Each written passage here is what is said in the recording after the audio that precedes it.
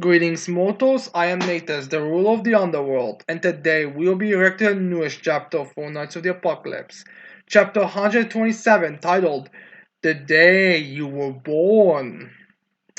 And we start off with a picture of a happy Percival, and oh my god, this is not. Something tells me that the final page of the chapter is gonna be quite opposite of the page we get in the start, because yeah, the day you were born and happy Percival and all the things we got building up to this point are not a good sign. Kind of strange that we're getting a full explanation of Percival's backstory, or at least a pretty detailed explanation on Percival's backstory, before Gawain's is even in any kind of way elaborated upon, or even hinted in when you really think about it, since it's kind of up in the air. I mean, I'm not surprised. I mean, it kind of makes sense that we would get to learn more about Percival before Gawain. It's just, I don't know, I just kind of felt like Percival was going to be the more twisted one between the two, so you'd think they'll save the more twisted one for the end, but who knows, maybe Gawain's is more twisted than we assumed. It's just that Percival's is more, maybe a bit more personally twisted for Mortlach. But guys, we start this chapter off with we ended the last chapter with the slice that Percival did on Mortlock. As we see a blood splatter on the floor, as we see the backside of Mortlock from Percival's strike, as Mortlock spits some blood, as he turns around to look at Deirdre, as he pretty much realizes what just happened, and he says, as he's looking at the statue of Deirdre, be like, Deirdre, I'm sorry, your uncle has lost. As in we have Mortlock falling to the ground, as we have the statue in this entire ballerina disappearing, and this person which is kind of just cracks open. And it's kind of like, and this shows the whole spatial creation thing. As we see the two were conveniently enough relatively close to everyone. I mean, I thought those two were supposed to be a few meters away from it, but I guess they weren't. Because they appear and everyone is looking at them as they are there. As then we have Percival's group all shocked. There's not just smirk like, yeah, I knew he was going to do it. Tristan, Splatoon, and Gawain all shocked. The demons all shocked. As then we have Percival's putting back Percival. As then we have Leavitt being like, since she was the most Percival's gonna lose. There's no way he can beat Mortlock. Saying, Lord Mortlock lost? That's impossible! Which again makes me think that he is the strongest swordsman from from Camelot, but whatever. And we have Chian being saying Gawain's back safe, the door to Camelot's open, and now we've taken down the Chaos Knights. It's all going too well. Which I don't know. I mean, I think this is supposed to be kind of a fourth wall breaking kind of thing. I don't know if this is supposed to be a fourth wall breaking thing, because I mean, it's not because the way this is kind of us realizing they think they're going too well considering how close they are to Camelot. You'd think something will go wrong. Even if things went as good as they did now, you'd usually expect at least the door to be broken before the whole thing resolved in this way. So I do understand why this could be a full wall break, but I don't think it's intended to. But who knows? Maybe it's foreshadowing. After all, the characters could always again. There's nothing in the story that has been suggested or even would make it impossible for anyone on Camelot's side to see the battle where the Chaos Knights and the other guys or the Chaos Creature or anything that went around it without them reporting. I mean, granted, you could make an argument that it would not be the best in see-through, since it looked like it was more in the sky area and the bells were taken a bit more farther away from the thing. But still, anyone could have just seen the Chaos Creature on the other side, or any of the clashes or anything, and they could react to it. But regardless, we'll see if something horrible will show up or not. As not just a response to John with, hey, a little positive thinking won't hurt you now and then, will it? I guess Emichian also freaking out because the battle with against the two in that Mace, Wall City ended up with Jade still dying, even if everything else was handled relatively well. So maybe that's kind of what he's. Maybe that's why he's also a bit panicky. But like, one, you should die. The same way how Jade died or something like that. And we have, first of all, sheathing his sword back as he looks angrily at Mortlock as and is Amir on him as like all that blood. Where are you hurt? As Nugent says, looks like it's all from his opponent. As Anne looks concerned at him since Percival is still very serious and always as Anne's like Percival. As Percival tells Mortlock straight up, "Tell me all that you know about me." As Mortlock is now very sympathetic on the floor as he's coughing up blood, as we even see his armor breaking up. As Mortlock goes into a flashback, which is one of those flashbacks where you have to question exactly how is it being told or something, because sometimes discussion, like how does he like again, it's like you have to wonder how it is explained. Or to be fair, I think we do get a bit of a hint on it. But regardless, we cut to a random area in the Camelot as we see a house in the middle of a weirdly constructed path, which makes me kind of wonder how the villagers and all that look in Camelot. As then we have someone screaming as he's busting down some doors like, boom, boom! I said, are you back? We're coming in!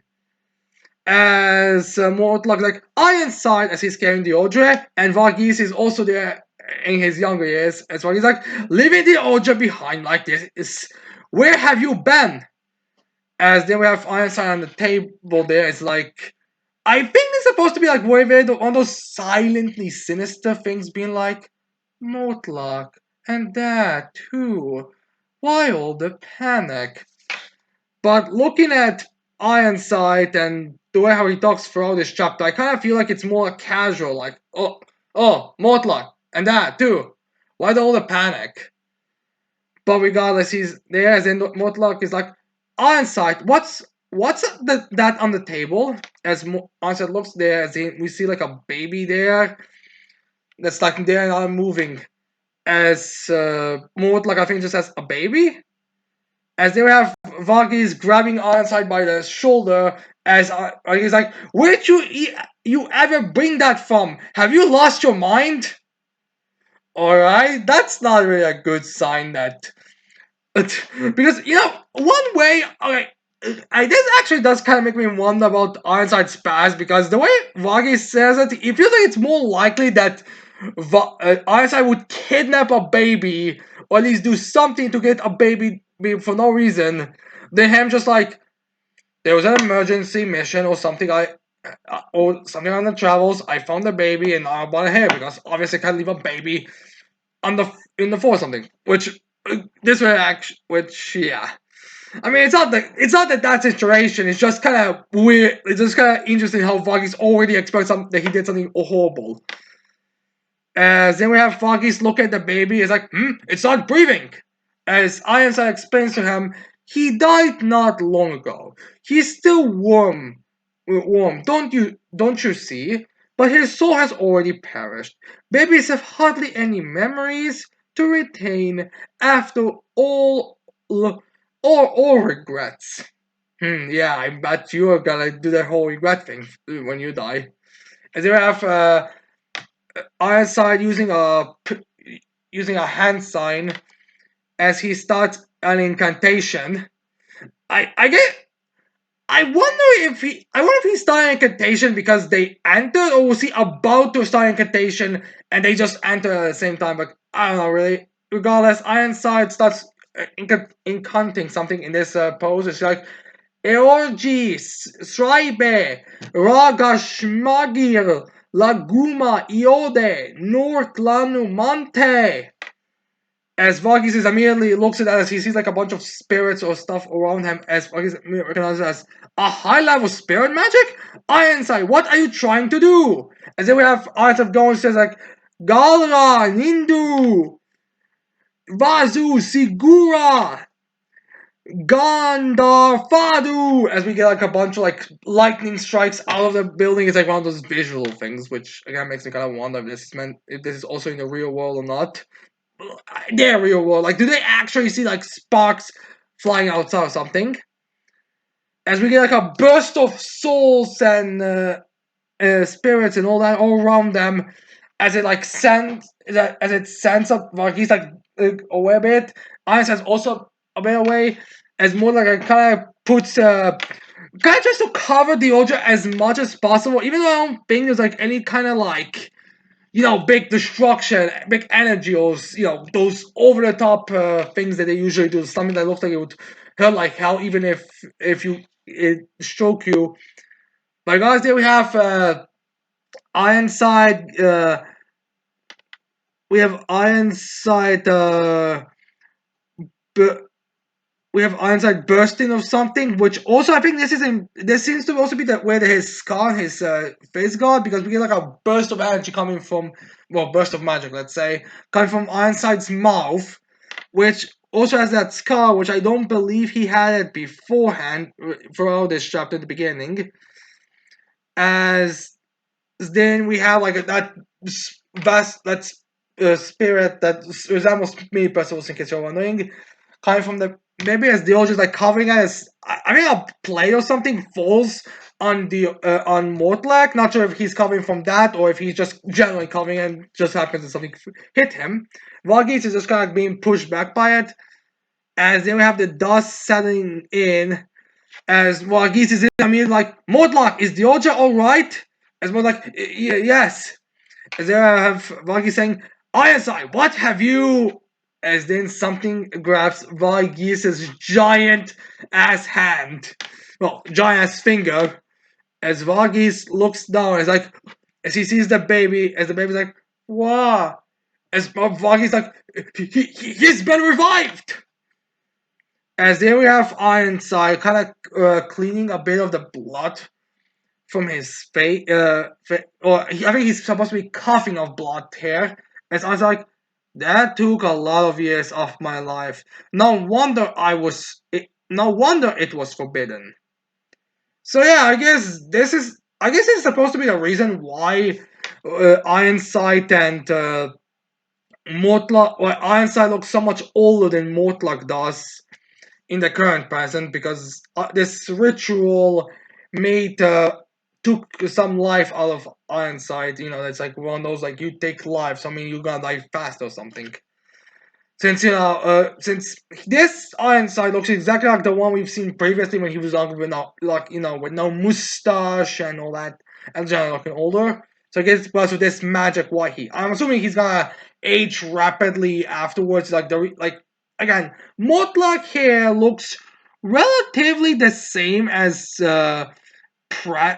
looks relatively the same as present Mortlak. Yeah, let me see the yeah. Okay, so he looks here and the beginning. Yeah, I mean, yeah, there's a bit. Mutla looks a bit older. Maybe it's the blood covering him makes him look a bit older.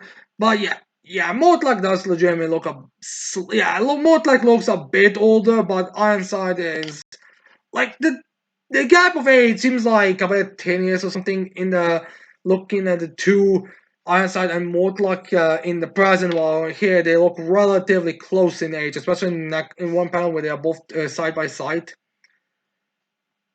But yeah, anyways, like he just reacts to that information from Ironside, like, "What did you do to this child?" As we see blood on Ironside's face, which also covers the scar a bit, so we are able to tell if that's exactly from him. Because Ironside just stands, gets back up as he's like, "It's not this child any longer. It's a soulless vessel imbued with a powerful life spirit." As we said, baby Percival be like, "Woo woo," as he's kind of like playing like a baby with Varghese's finger. So yeah. As then we have Ironside explaining his madness, let's call it, with, "I will be the new body for my Deodra. We'll transport his soul into that at once." As more like as he's holding Deodra, like immediately, "Oh, wait, that's what we're doing? That's the reason why you left Deodra, so we could transport the body?" As then we have Deodra, like, I think it's a bit sleepy, or just I think this is the first time we actually get a proper great view of Deodra in this chapter, because otherwise kind of he's always it's like back of his head. So yeah, I think we are supposed to be yeah, I think this is him waking up a bit. Yeah, I think he's asleep in the beginning of this chapter or the beginning of this flashback, but now he's waking up as he's I guess looking at the scene, and he has no real idea. Maybe it's gonna come back later, maybe not. I mean, we know Deoja does keep a few things secret from our side, so if he remembers this, it's up to Air. We're gonna have to wait and see how the interaction between Deoja and Percival is going to go. As there we have Ironside explaining to Mortlock and Varghese as Deoja is semi-listening in, as Ironside says, with an immortal body like this one, he'll never fear illness again, and he'll be able to live freely outside Camelot too. So yeah, it's pretty much confirmed he cannot live outside of Camelot because of the disease here. And also says, for decades, centuries, even millennia, the son of Brigid and I can live forever. I Is this the first time we get Arnstad's wife's name and Mortlock's sister's name? Because I don't think it was ever specifically said, although I might be mistaken. Yeah, Arnstad probably did say it when he was like, having her in the carriage and all that. So yeah, anyways, they have Ironside walking to the Deodra as he's kind of like, patting him in the hat. Saying like, doing that whole, everything's gonna be better soon. Everything's gonna be better soon. As Mortlock then tells Ironside, Ironside, is that even possible? As Ironside just responds to Mortlock with, yes, yes, of course. So, I'm not saying he thought he was believing it, or he's a bit in denial, but he believes it. For the most part, he believes that he could transport the Audra, soul and the baby into the Percival's body, and he'll live normally. I think Mortlock doesn't really give his opinion here on the other baby, but it's like, I mean, I think he's gonna take it. Which I'm kind of honest, I'm kind of surprised that we are getting that Palgar wasn't involved in here at all.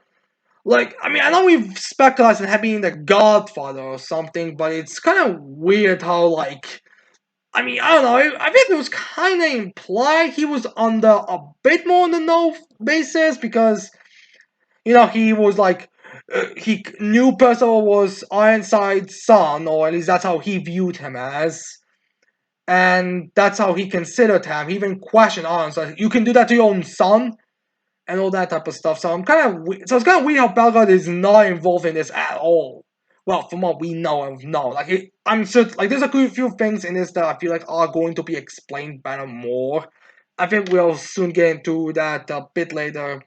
Actually, they're more in the end of this flashback, but there are a few things I feel like are gonna be touched in more in the future when we get to the final battles or final enemy battles with Palgar and Ironside. But regardless, we have Varghese just explaining reacting, giving his expression on all this, like the giving the life spirit into this baby, acting like a baby and all that.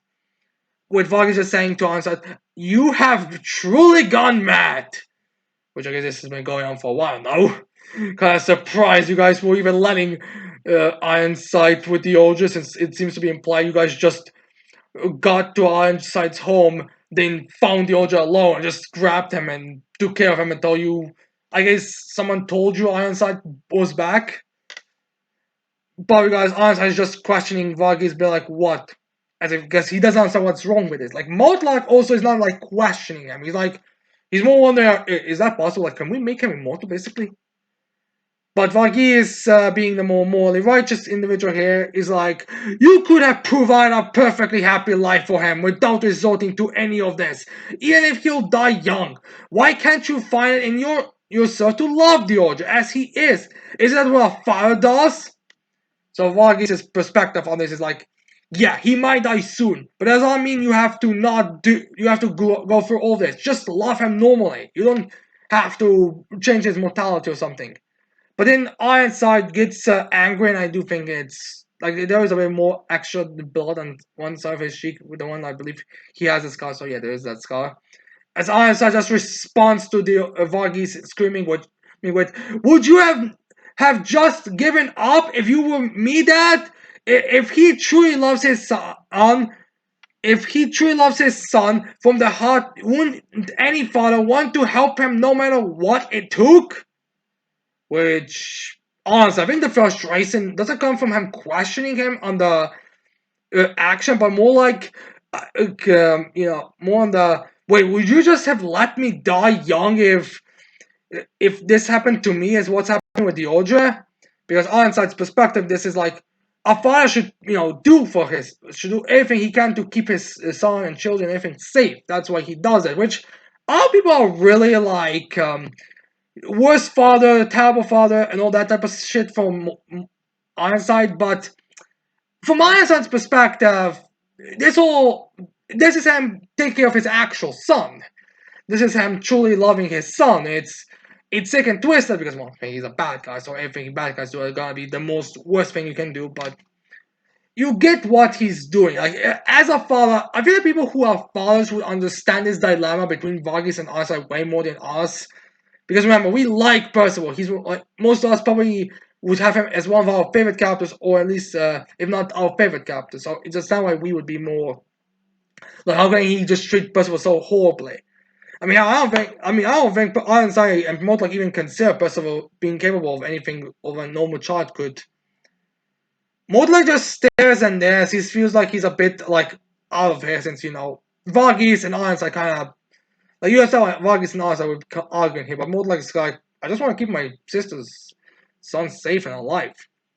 But anyways, there we have Varghese just asking Ironside with, "Where did you bring this child from? Doesn't he have parents of his own?" Which is probably why he's truly upset about this. Like, where did this baby come from? Because babies who've just died don't exactly grow on trees.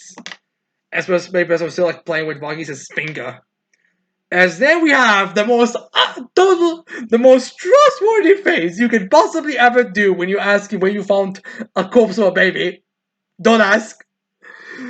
As Einstein looks a bit nervous, he looks to the side and says, "There was an accident. Yes, an accident. A wagon fell off a cliff. It bore a royal emblem on it. The driver said he was the seventh prince before he died. The succession hardly matters at that point, right?" Like, yeah, he's like, said, like, he's actually like, wait, succession don't matter at that point, right? Like, there's nothing wrong with a seventh prince dying, right? As we see like a visual of that, like we see the carriage getting broken and thrown totally not a magic attack by the way, as the horse and the driver fall off and yeah. As if we have, I think for how Mortlock is explained the whole thing, as we see also Mortlock, but then we get like boxes, which is again what Mortlock is telling, if how Mortlock is explaining this to Percival and everyone. As Mortlock tells them, who could ever say how much of that story is true? I mean, like, let's be honest, so there's like the most unconvincing lie or unconvincing truth you could possibly make. Because he's just like, even like, wait, what if, like, it's not even, like, it seems like, honestly, I wasn't even thinking of how he's gonna try to say this story. Because he says it's basically, like, he's like, accident, yes, accident, yes, exactly, accident, kind of thing.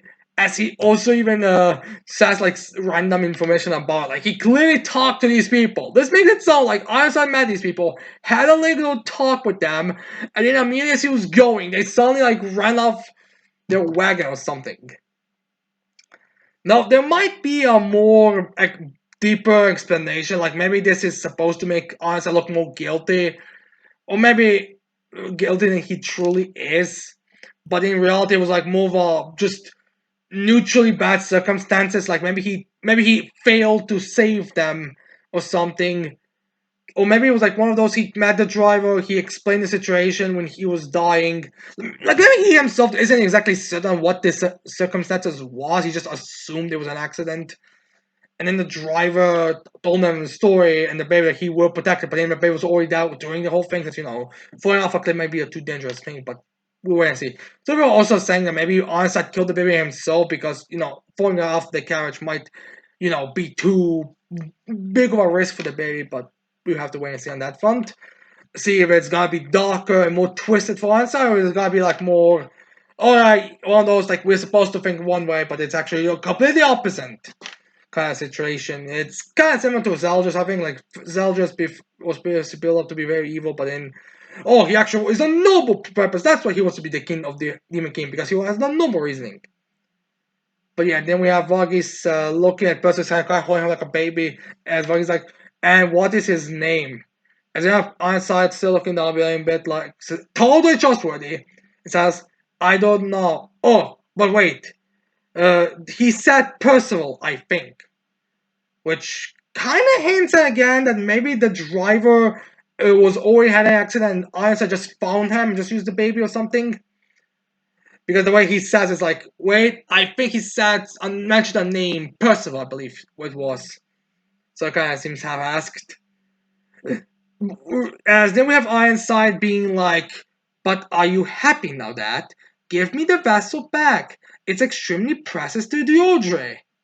So basically, Ironside thinks that Varghese is completely on this side. Like similar to Mortlak is completely on this side. Like even he does have a bit of a, I don't know about this because Mortlak does have a bit of a, alright, I'm concerned about the situation itself, but at the end of the day, he wants what's best for the Diodre. I would imagine this is also probably the reason why he doesn't value why Ironside wasn't in amongst those statues, why only the Diodre was. But yeah. So I don't know if Varghese gave him immediately back or what exactly was going on, because then Mortlak explains to them that then that night Varghese disappeared from Camelot along with you. If there is a bit of a time gap, because this looks to be like in the middle of a day that this conversation is taking place and Percival being just with Vessel's thing, there might be a conversation with Palgal and Varghese later to explain what's going on, because with this explanation, I don't see why anyone, including why anyone outside of these three men here would even know of Percival being Ironside's. Well, why Palgal would even think he's Ironside's son. So I do feel like there's some things we are getting caught that are going to be explained later, probably with the fight against Palgot or something. I can honestly imagine that next time Percival meets Palgot, he's like asks Palgot, alright, this is what Mortlak told me. What is your part in this? You clearly have some connection to me. So we have to wait and see on that front. Or to be fair, maybe Palgot and Varghese met later. We have to wait and see, but I'm assuming that Palgot was with us longer. As there we have Mortlak finishing his story, as Mortlak is like, and had you an inkling of it too? You had an inkling of it too, didn't you? You knew you were a life spirit, one who gained self-awareness inside his human vessel. As Bell's person just looks like, look, I think he's trying to have a blank face that's about to tear up. Like, I am not reacting to this. As then we have Donnie be like, "You're kidding, right?" As Naziant is like, his vessel? Lancelot of all people was also shocked by this. I guess he knew there was something weird about Percival, why he wasn't expecting he was that baby being used as a life vessel. Like that's a next level of crazy. Then we have Isolde be like, how awful! Gawain doesn't give a reaction similar to Tristan. In fact, Gawain's reaction is kind of difficult to say. I think it's supposed to be similar to Isolde's. And Cheon, being the Cheon he is more focused on a life spirit? I imagine the next chapter he's gonna be more freaking out over the fact, how dare he? That's impossible. No lowly Camelot Holy Knight can mess with life spirits. Even I can't do it. So I'm guessing that I'm guessing that's what Cheon's both thinking the most of anything. As they have Anne looking at Mortlak, and she's like, so that makes Percival as Mortlak is for some reason going all evil, sinister, evil make evil. Probably he's gonna grow, consequently they grow a twisted mustache as she tells Percival, you're not human, no demon, no goddess, no giant, no fairy. In fact, you're not much of anyone or anything at all. No, he's a corpse. And then we get this like picture as we see Ironside, Diodre below, and Varghese in top. As Mortlak tells him, as he's kind of screaming at us like, You're not the Oldridge's brother, you're not Ironside's son, and you're certainly not Varghese' grandson either. Which technically he is. I mean, Varghese himself said that he's his Percival is his grandson. And that's probably how he viewed him. Honestly, this is the first time we're ever getting any of you guys not referring to Percival in some manner of a way as Ironside's son and Varghese' grandson. As they have Mortlock explaining to Percival, can you imagine the depths of Ironside's despair? If you gained your own self-awareness, you'd lose all value as a vessel. Not only did that premonition of his come true, you became a knight of prophecy that threatens both his son and all of us, and us all. Percival, you should never have been born into this world. Well, technically, he should have never been turned into a vessel in this world, but I get it. As then we have Percival from small tears into big tears, like completely bawling. Like his eyes are completely bawling, but he's not like purely reacting. He's like just standing there in shock as he's just having tears coming down his eyes, and yeah. Chaos Percival next chapter is a very big possibility. Like, I don't know really on how the Chaos Percival is gonna go, because last time we went Chaos Percival, he thought his friends were dead, so he acted out because, he thought he was dead. But here, I'm not entirely certain how Chaos Percival would react. Because, again, like, there's no reason for him to fight. Like, there's no reason for Chaos Percival to the next chapter be like, grabbing Mortlock by a hand and shrieking at, like, Xion. I don't know, maybe he will do. Maybe he's gonna do it again to Xion. Like maybe he's gonna do it to everyone he doesn't value or have a high opinion of or something. But yeah, that's Percival's backstory and all that. All in all, it's a pretty good backstory and has a lot of potential to be explored more in the future, with Ironside's side and Palagod's how does Palagod contribute to this in any kind of way. But we'll have to wait and see that matter in the future.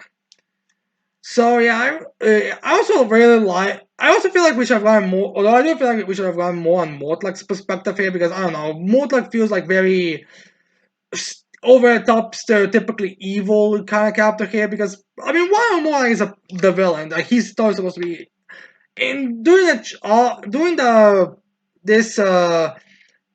he was more kind of like he was serious, he knew how to play it, but it was kind of more like, okay, this is a mission, I have to take it seriously. Like, I can be your cool uncle when I'm off mission, but here, this is a serious duty that threatens the safety of the Order, and I have to keep him safe.